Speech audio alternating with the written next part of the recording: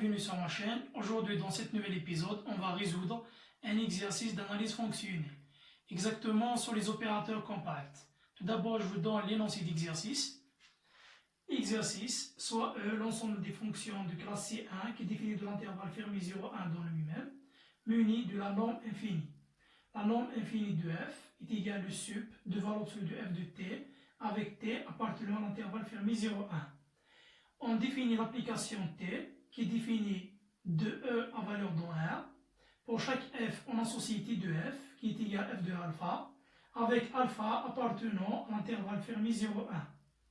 Question 1. Montre que t définit une forme linéaire continue. Question 2. Montre que t est compact.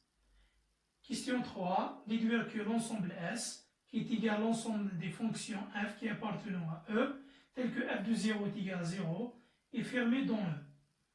Maintenant, on passe à la solution. Donc, on va répondre à la première question. Donc, on va montrer que l'application T définit une forme linéaire. De plus, elle est continue. Donc, commençons par la linéarité de l'application T. Donc, montrons que T est linéaire.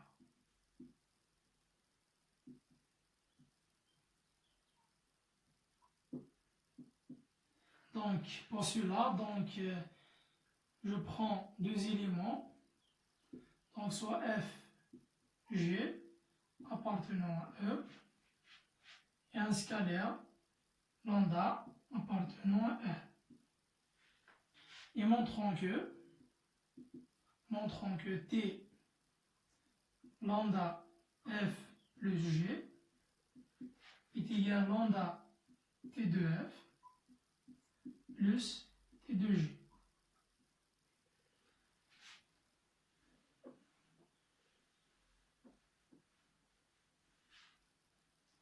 Donc par définition de t, donc t de lambda de f plus g est égal à lambda f plus g au point alpha, alpha appartenant à l'intervalle fermé 0,1, qui est égal à lambda f de alpha plus g de alpha, qui est égal, donc d'où t de lambda f plus g est égal à lambda t de f plus t de g.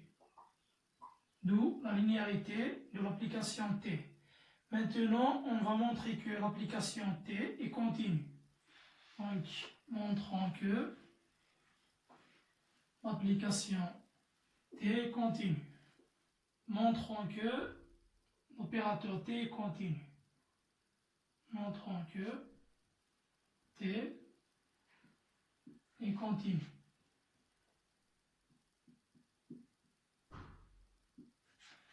Sur E. Pour cela, donc, soit f appartenant à E, et montrons que il existe une constante strictement positive telle que la valeur absolue du t de f est inférieure à alpha fois la norme de f. Donc qu'est-ce qu'on a? On a par la définition, on a t de f est égal à f de alpha.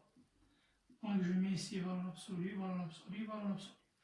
Cette quantité est inférieure ou égale sup de f de t avec t appartenant à l'intervalle fermé 0,1 qui est égal à la norme infinie de f. D'où t de f est inférieur ou égal à une constante qui est 1 fois la norme infinie de f. Implique alors t est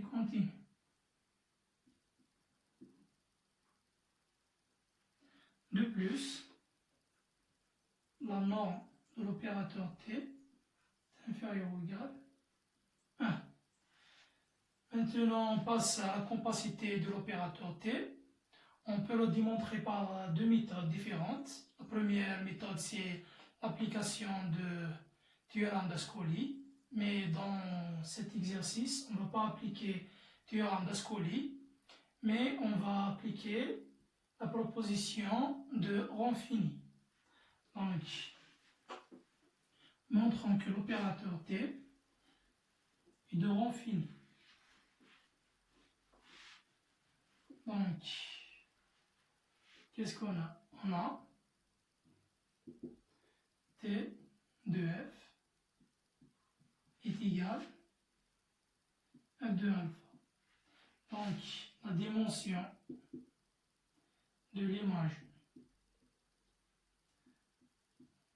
de T est finie. Comme elle est finie, alors T, l'opérateur T est de rang fini.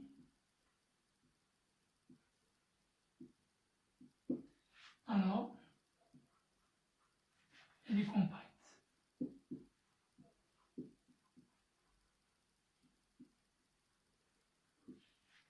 Donc, on a démontré facilement que l'opérateur T est compact. Maintenant, on va déduire que l'ensemble S est fermé dans le. Donc, on va répondre à la troisième question. Donc, l'ensemble S est égal à l'ensemble des fonctions qui appartiennent à E, c'est-à-dire fonctions de classe C1 qui est définie de l'intervalle fermé 0, 1, dans lui-même, tel que f de 0 est égal à 0. Donc, on remarque que cet ensemble S est égal à T, l'image réciproque de singulier du temps 0. Donc, S écrit sous la forme image réciproque d'infirmé par une application continue. Donc, il est fermé. Donc, comme S est écrit sous la forme image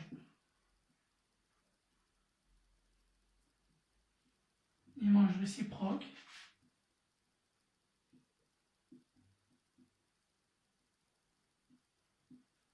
d'infirmé, singulier temps est infirmé,